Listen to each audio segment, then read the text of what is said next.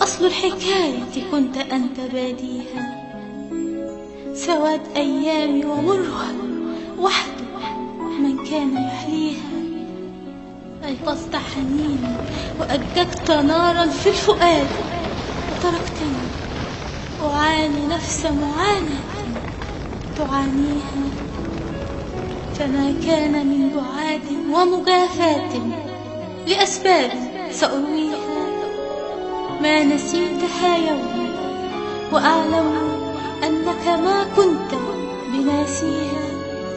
فيا أنت تراك أشعلت نارا ولا غيرك تراه سيطفيها.